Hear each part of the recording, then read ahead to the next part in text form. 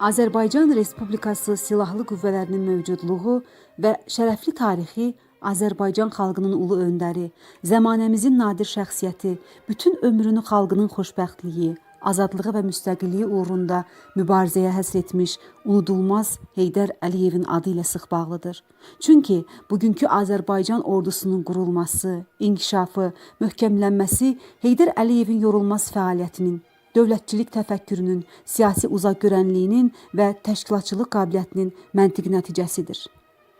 Azərbaycan ordusu xalqımızın ümumi lideri Heydər Əliyevin şahesərlərindən biridir və zaman ötdükcə, nəsillər dəyişdikcə möhkəmlənən və inkişaf edən Azərbaycan ordusu Heydər Əliyevin adını və əməllərini özündə daim yaşadacaqdır.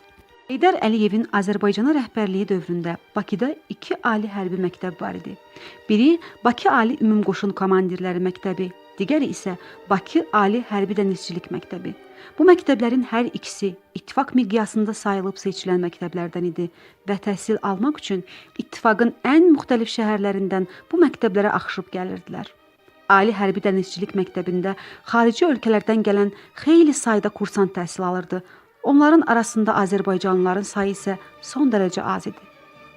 Heydər Əliyevin özünün xatırladığı kimi, bu məktəblərin hər birində ildə 300 nəfər qəbul olduğu halda 20-ci əsrin 70-ci illərində Bakı Ali Ümumqoşun Komandirləri Məktəbində cəmi 10-15 nəfər, Bakı Ali Hərbi Dənizçilik Məktəbində isə cəmi 1-2 nəfər Azərbaycanlı zabit peşəsinə yiyələnirdi.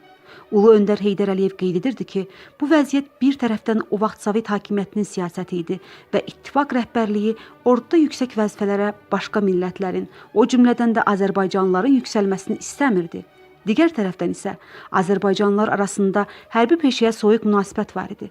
Bu vəziyyətin dəyişdirilməsi üçün Heydər Əliyev öz qətiyyətini ortaya qoydu və ilk növbədə Bakı Ali Ümumqoşun Komandirləri Məktəbinin rəhbərliyinə yüksək rütbəli Azərbaycanlı kadrın gətirilməsinə nail oldu.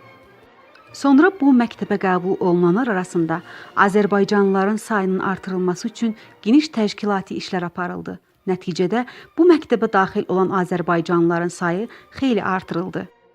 Sovet dövründə milli zəmində aparılan hərbi təşkilati işin zirvəsi Azərbaycanda General Cəmşid Naxçıvanski adına hərbi internat məktəbinin açılması sayıla bilər.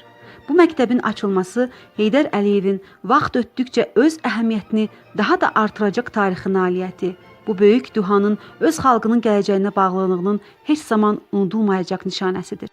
Ulu öndər Heydər Əliyev istədiyi kimi güclü bir dövlət, güclü bir ordu yarada bildi. İndi Azərbaycanın güclü ordusu var. Ulu öndər hazırda hərbi lisey adlanan Cəmşid Naxçıvanski adına təhsil ocağının açılmasını belə xatırlayırdı. Mən bugün böyük iftixar hissi ilə demək istəyirəm ki, milli ordumuzun yaranması haqqında biz vaxtilə düşünmüşük. Xatirimdədir, 1970-ci ildə 25 il bundan öncə mən Azərbaycanda əvvəllər heç vaxt oxşarı, analogu olmayan ixtisaslaşdırılmış hərbi orta məktəb yaratmaq haqqında fikir irəli sürdüm. Doğrudan da bu məktəbi yaratdıq.